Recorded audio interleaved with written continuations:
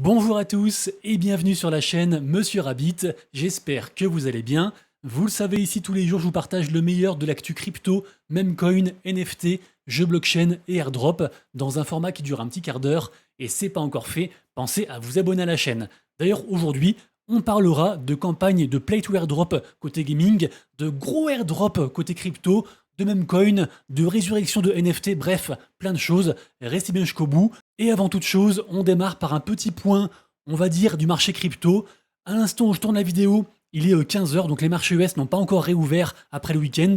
Le Bitcoin en légère remontada, 104 300 $. Ethereum qui semble commencer à surperformer un petit peu, on croise les doigts, à 2500 $. Et vous le voyez, le reste du marché, les altcoins, en léger rebond, mais vraiment c'est très léger. Si on passe à la semaine, on est encore fortement en négatif, même si certaines cryptos font quand même des choses positives. Je pense par exemple à celle qu'on voit à l'écran, la crypto white. Je ne sais toujours pas ce que c'est, dites-moi en commentaire si vous connaissez, mais voilà, plus 180% sur la semaine, c'est assez impressionnant.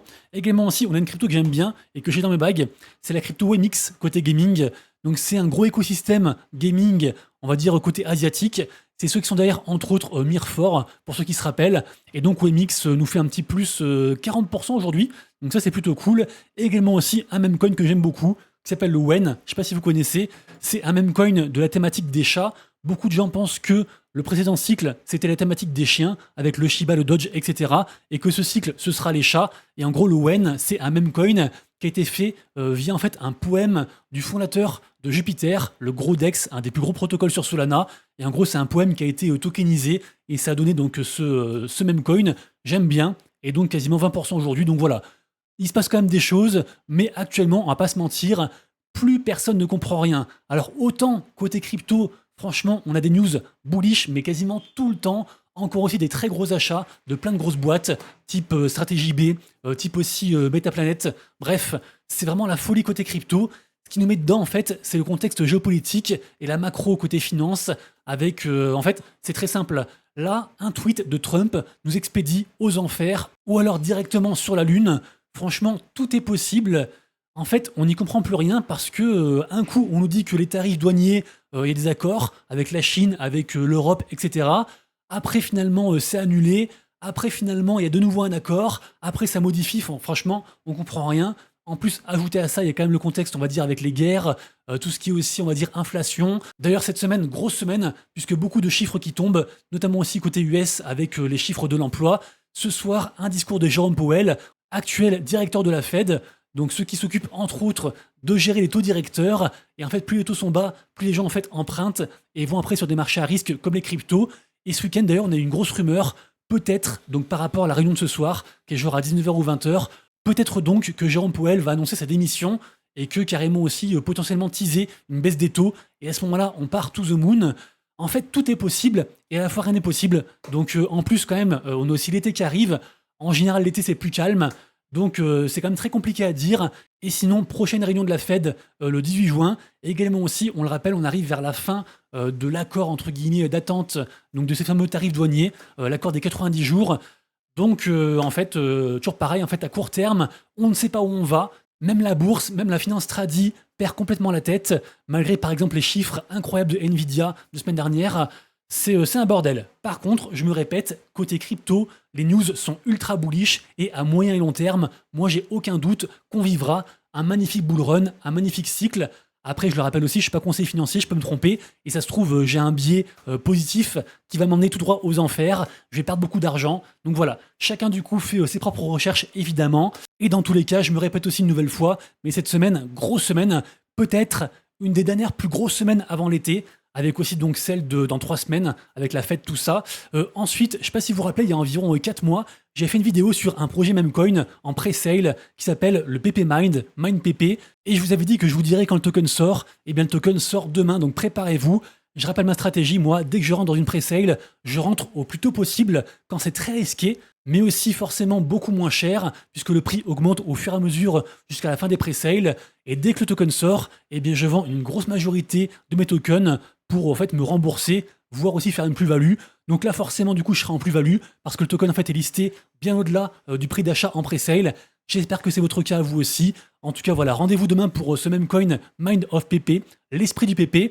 Également aussi, on en a beaucoup parlé ce week-end, alors sur le réseau, parce que moi vous le savez, il n'y a pas de vidéo le week-end, mais en fait ce projet-là, c'était le gros projet de la semaine. Ça a duré une semaine, et vraiment tous les gens, y compris les plus gros KOL, les plus gros influenceurs, ça spammait des tweets à propos de ce projet, le projet Loud, et en gros, plus on faisait de tweets, plus on avait d'attention, et plus en fait on pouvait rentrer dans cette pré-sale. Donc pour faire simple, il y avait deux façons. Si vous étiez dans le top 1000 des gens qui ont le plus parlé de ce projet, eh bien en gros vous pouviez acheter donc la pré-sale à hauteur max de 0,2 sol.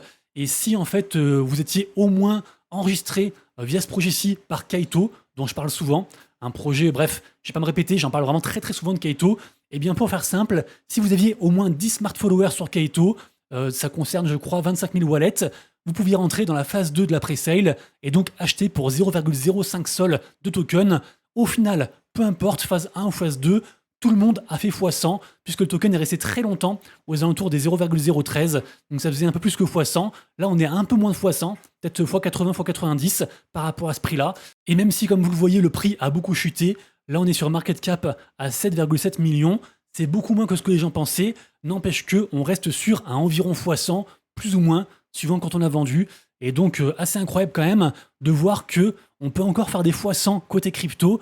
Alors certes, il fallait accepter que pendant une semaine, du coup, on fasse des tweets sur ce projet-ci, mais c'est assez fou. Et pour les plus gros, quand même, je vous le raconte aussi, en fait, si vous êtes dans le top 25 des gens qui ont le plus d'attention, ce qu'on appelle la mindshare par rapport à ce projet, eh bien, vous percevez chaque semaine des frais par rapport au token. Exemple, le premier percevra 41 000 $. Alors pour le coup, le premier, c'est le gars en fait du projet, c'est le fondateur, donc ça compte pas vraiment. Mais par exemple, Well Promoka, qui est un des plus gros influenceurs côté on va dire NFT, eh bien lui percevra donc 11 000 $ s'il reste encore au top 3 à la fin de la semaine. Donc on suivra ça. Ça reste quand même ce qu'on appelle de l'argent magique d'internet. Et en tout cas voilà, moi je suis entré dans le comment dire dans la seconde pré-sale, donc j'ai envoyé 0,05 sol et ça m'a fait environ 1000 $. Donc voilà, je dis pas non évidemment. Ensuite, je ne vous l'ai pas encore dit, mais la vidéo du jour est réalisée en collaboration avec le média Cryptonaut. Je vous le rappelle, c'est un site qui est entièrement gratuit et dispo en français. Et donc dessus, vous trouverez plein de choses. C'est un tout en un. Donc majoritairement de l'actu quotidienne sur tout ce qui se passe côté crypto, voire aussi des fois côté finance tradi. Également aussi les projets et narratifs du moment, les futurs projets, des pré-sales, des analyses, des comparatifs entre différents exchanges, entre différentes cryptos, blockchain, bref, il y a plein de choses dessus. Pour ceux que ça intéresse, je vous invite à aller faire un tour dessus et vous retrouvez le lien de Cryptonaut juste en dessous en description et un commentaire épinglé. Ensuite, du côté du marché NFT, vous le savez, tous les matins sur mon compte Twitter, je vous partage un récap de ce qui se passe sur la journée. Ça a beaucoup bougé ce week-end. Globalement, le marché est légèrement en positif, mais à noter surtout, en fait, c'est la résurrection des Moonbirds. Moonbirds qui nous fait un plus que 100% sur le week-end parce qu'en effet, on était genre à 0,3 ETH avant la news et là, on est quasiment à 0,9. Donc en fait, c'est même quasiment à 200%, assez incroyable. Moonbirds, c'est une collection NFT qui a une histoire incroyable. C'était en gros une collection d'un célèbre influenceur et entrepreneur qui s'appelle Kevin Rose. Et en gros, ce gars a mangé sur le dos de la commu de manière indécente. C'était aussi relié à un projet plus côté artistique qui s'appelle Proof. Depuis, ça a été séparé. Donc ce gars, le fondateur, lui, est parti avec beaucoup d'argent puisqu'il avait revendu en fait l'IP de cette collection-ci à Yuga Labs pour des millions de dollars. Et au final, on apprend que Yuga Labs a revendu une fois de plus l'IP donc des Moonbirds au projet qui s'appelle OCap Games. Alors ça, en fait, c'est à la base un studio, on va dire, de jeux vidéo Web3. Et rappelez-vous, en fait, c'est ce studio qui gère le jeu Vibes, donc le jeu avec l'IP des Petit Penguins, que j'aime beaucoup, auquel je joue pas mal, donc le jeu de cartes Vibes. Et donc, en fait, cette acquisition est vue d'un très bon œil. Et c'est pour ça que les NFT ont été propulsés à quasiment x3. Et c'est le cas aussi, bien sûr, des autres collections de Moonbirds, puisque aussi les Moonbirds Mythics, qui font encore un plus 30% aujourd'hui, et aussi les Moonbirds Oddities, avec aussi pareil un plus 30%. Également aussi à noter Doodles, qui fait encore beaucoup de volume, même si son token, le token Dood, le même coin Dood, lui pour l'instant sert à rien, mais Doodles a attisé beaucoup de belles choses qui arrivent pour cet été et pour fin d'année.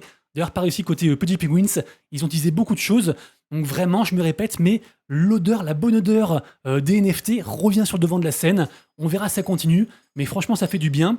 Et également aussi, on se demande, et d'ailleurs ça se ressent un petit peu sur certaines collections, on se demande si le fait que Yuga Labs ne soit pas séparé en fait de plein de projets NFT qu'ils aient rachetés finalement pour pas grand chose, eh bien ne serait pas bénéfique pour donc les collections qui leur restent, à savoir leur gros focus côté Other Side, avec entre autres les Coda qui font je crois un plus 40% sur le week-end, un truc comme ça, donc belle perf.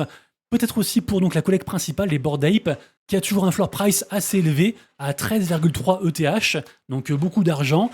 Et globalement, je le rappelle, mais Yuga Labs, donc là, ils sont séparés des Moonbirds. Rappelez-vous aussi, en début de mois, ils s'étaient séparés, ils avaient revendu l'IP des CryptoPunks. En février, ils avaient revendu l'IP des Mibits, une autre collection assez reconnue sur Ethereum. Et l'an dernier, ils avaient aussi revendu des projets côté gaming, notamment Heavy Metal et Legends of the Mara. Donc, on se resserre de plus en plus sur l'essence même, ce qui a fait que les Bored Ape ont bien marché au cycle dernier. Et donc, je pense qu'ils n'ont pas dit leur dernier mot. Également aussi, côté crypto, à surveiller le Apecoin, qui est donc, on va dire, leur crypto associé, finalement. Également aussi, ce week-end, on en parlait beaucoup semaine dernière, ça a beaucoup bougé côté Clénosaure, puisque donc, la seconde collection est sortie, les Popkins, et ça a été un succès retentissant. Regardez-moi ça, ils ont vendu 46 000 boîtes à 200 $, pour au final à l'intérieur il y aura 25 000 NFT. Bien sûr, ceux qui ont acheté et qui n'auront pas de NFT seront remboursés, mais franchement ça a été incroyable puisque tout le monde en parlait, tout le monde en a acheté. Et d'ailleurs aussi la collection principale, les Clénosaures, a aussi monté un petit peu puisqu'on était genre à 11 sols avant le week-end. Là on est quasiment à 14 sols et je le rappelle, ici on est sur la marketplace Tensor et quand vous voyez 0 sur 1, ça veut dire que cette collection-ci a claim son Popkins gratuit. Et s'il y a encore marqué 1 sur 1, c'est qu'on peut encore acheter donc ce NFT et claim aussi un Popkins. Après avoir le prix, je crois que la collecte sort aujourd'hui au secondary market à suivre. Également aussi, quasiment personne n'en parle, mais je vous le rappelle, Telegram a sa propre blockchain, son propre écosystème blockchain qui s'appelle Ton, The Open Network. Dessus, il y a donc des cryptos, également aussi des NFT, des jeux. Franchement, il y a plein de choses.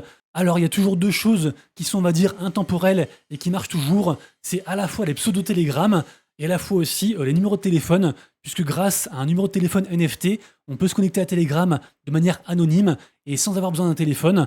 Donc ça, c'est des trucs qui marchent un peu tout le temps. Et actuellement aussi, on a aussi cette résurgence des NFT, on va dire gift / emoji.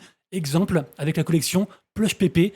Regardez-moi ça, on a un prix, un floor price à 2888 tonnes. Donc ça fait quand même beaucoup d'argent, puisque vous le voyez, le tonne est à 3 $. Donc ça fait, je sais pas, genre 6-7 000 $ du coup pour ces NFT, assez incroyable.